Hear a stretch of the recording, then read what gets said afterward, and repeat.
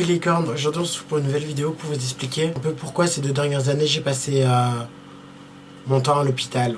Alors tout a commencé en été 2023 où j'ai vécu mon meilleur été avec mon meilleur ami et j'ai fait la rencontre de quelqu'un, déjà pour commencer, avec qui ça s'est très bien passé, on a eu le feeling, s'est accroché, on a commencé à se fréquenter de plus en plus. Puis on a commencé à faire de plus en plus d'activités ensemble, à s'impliquer. Puis on a décidé de se mettre ensemble. Donc jusque là tout va bien. Sauf que ma mère a eu un accident qui l'a rendue handicapée, on peut dire. Et c'était déjà un premier coup dur. Ensuite j'ai commencé à avoir des problèmes avec mon propriétaire. C'était le deuxième coup dur. Et au bout de 8 mois de relation avec mon ex, le jour d'avant, il m'avait offert une bague. Avec un petit cœur et bref. Le lendemain de ce jour, il m'a offert une bague.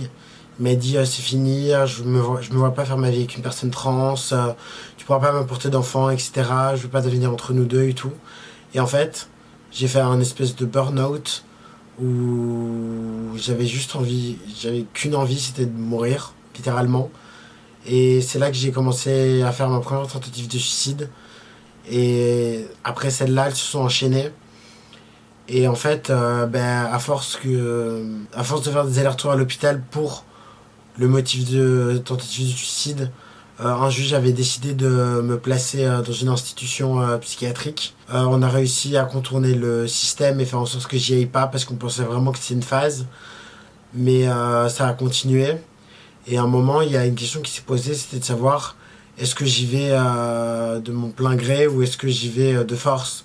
Du coup, après une énième tentative, j'ai l'équipe des crises qui est venue et qui m'a dit que je pouvais me faire hospitaliser si je voulais dans un hôpital à Bruxelles. Donc ils m'ont dit de préparer mes affaires et de me préparer pour aller me faire hospitaliser. Et une fois que je suis arrivé à l'hôpital, ils m'ont dit que mon cas n'était pas assez grave alors que j'avais fait au moins une dizaine de tentatives de suicide. Donc du coup, je suis rentré chez moi dans le désespoir, mais j'avais une équipe de crise. Mais ça n'a pas empêché que les tentatives de suicide continuent en fait. Et pour finir, j'ai pris rendez-vous avec un hôpital en particulier, celui où j'ai finalement atterri. Et je leur ai expliqué la situation, ils ont compris l'urgence de la crise. Et dans le mois qui passait, ils m'ont pris en charge, ils m'ont hospitalisé. Il me semble que la première fois, je suis resté 3 mois. Et en fait, ils ont stabilisé la crise, mais ils n'ont pas arrangé le fond. Donc le truc, c'est que j'ai fait beaucoup d'allers-retours pendant 2 ans. Parce que soit la médication n'allait pas, soit je trouvais qu'ils ne faisaient pas un travail de fond assez suffisant. Donc voilà, là maintenant, ça doit faire à peu près 6 mois que je suis sorti du système de la psychiatrie. Que je suis chez moi, que tout se passe bien, que je suis sous antidépresseur. Si j'ai l'air un peu molle ou un peu distante ou détachée dans les vidéos ou moins heureuse, c'est juste l'effet des antidépresseurs.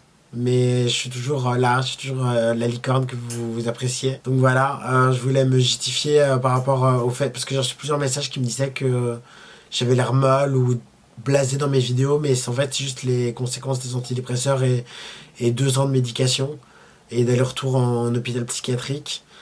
Donc voilà, et on peut dire que j'ai fait une espèce de burn-out, trop d'informations, genre mon copain me quitte, ma mère a un accident qui l'a handicapé, mon propriétaire veut me mettre à la rue.